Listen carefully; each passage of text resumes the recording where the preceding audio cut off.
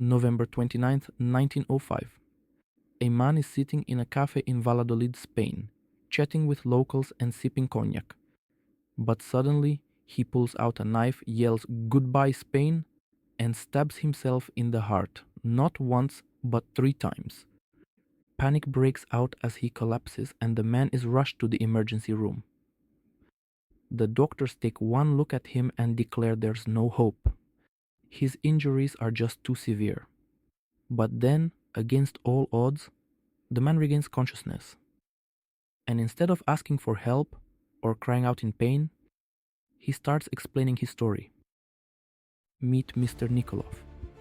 He was born in Bulgaria around 1844. He was a teacher in the town of Vidin. He was a married man with 11 children and 6 grandsons.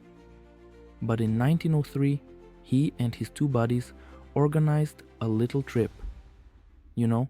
Spending some time with the boys. They had a plan to travel around the world by foot. Sounds fun, but the best part is that they also had no money. Mr. Nikoloff wanted to experience the world in its rawest form, living as the common man did in every country he visited. To make his journey possible, Nikoloff came up with an ingenious idea. He printed business cards. On one side there was a photo of him and his 2 travel companions, a fellow Bulgarian and an Italian. On the other side there was a message written in 4 languages: English, German, French, and Italian. It explained his mission and politely asked for help.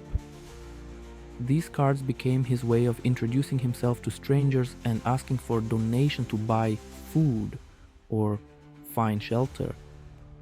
It was a bold and risky plan, but Nikoloff was determined, and so in 1903 he began his journey. We don't actually know much about it.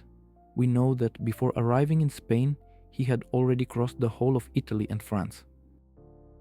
But after the incident in Spain, he not only survived, but there are records of him and his friends in Morocco only 3 months later. Once there, he met with the Sultan. He had a little notebook where he kept signatures of different mayors, kings, or politicians from every country. He would ask them to sign his notebook, so he had proof that he had been there. The Sultan was actually impressed and was happy to sign. But it turns out that the Moroccans didn't like Europeans at the time. Wonder why?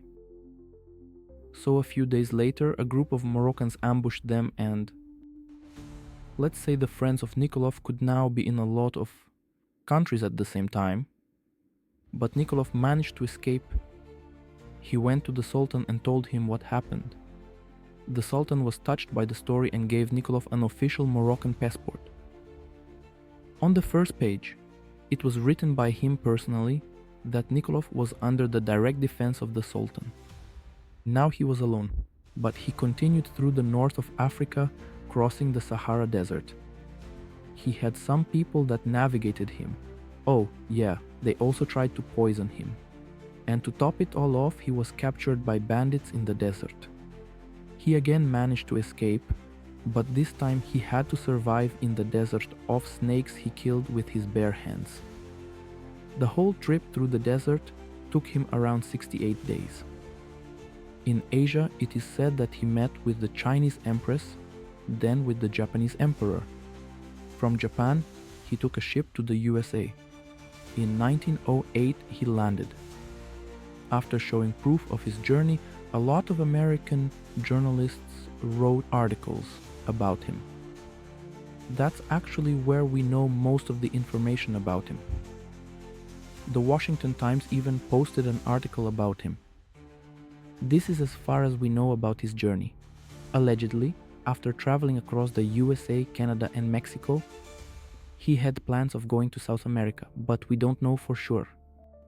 We don't even know if he made it home to Bulgaria in 1913 as he planned. There was this little thing that may have overshadowed his achievement. At the end, his whole trip was supposed to be around 200,000 kilometers.